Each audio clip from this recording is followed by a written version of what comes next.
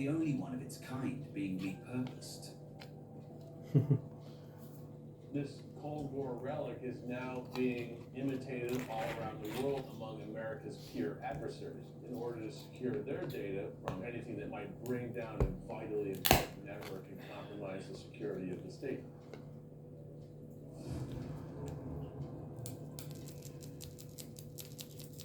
Along the stunning coastline of Ghana are striking buildings that dominate the surroundings.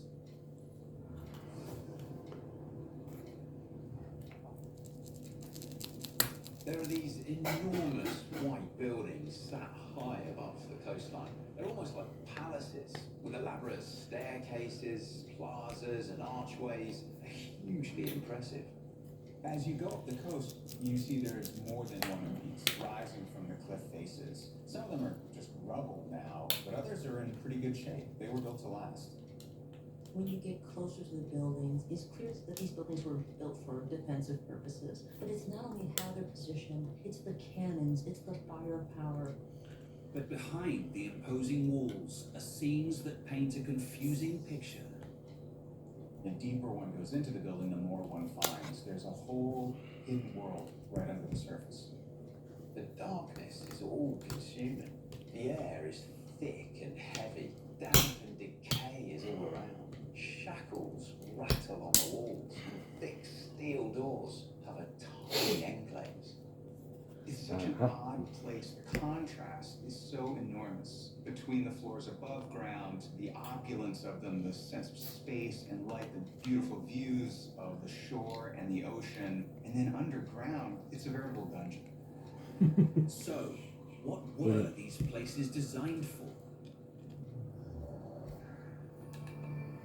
The answer lies in a period of great European expansion. During the 15th century, seafaring traders began to arrive on the shores of Ghana. They would alter forever the course of history in Western Africa. These white forts are legacies of those first landings long ago.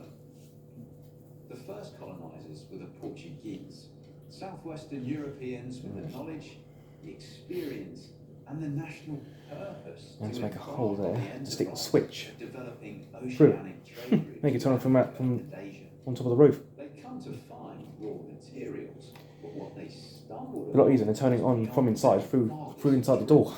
The Akan peoples of the coast had access. I think that's why it's got holes in this switch. I bet he intended to do that. And they were willing to trade it to Europeans for base metals, textiles, Probably did. and other manufactured goods. The coast became so valuable that the Portuguese referred to it simply as mining, the mine. More poetically, the English later named it the Gold Coast. The Portuguese were willing to do whatever they could to defend the gold, so they did whatever it took, including building these fortifications.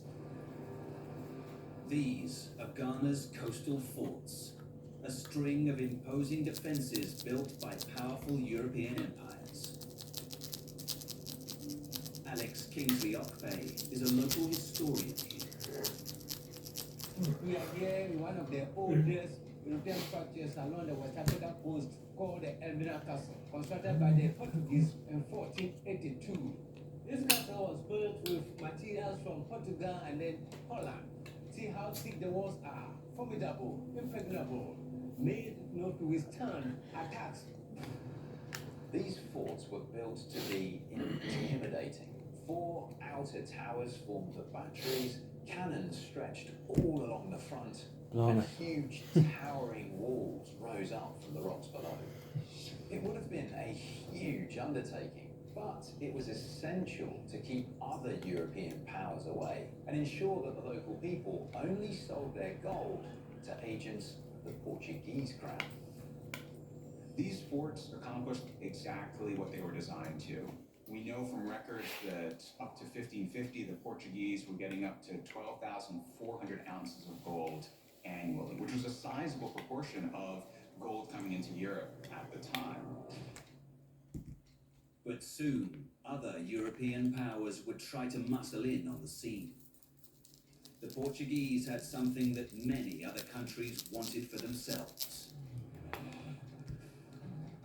The Netherlands, Spain, England, France, they all coveted the wealth that was pouring out of the Gold Coast, and they were willing to fight tooth and nail It's a to good get thought. their hands on their share.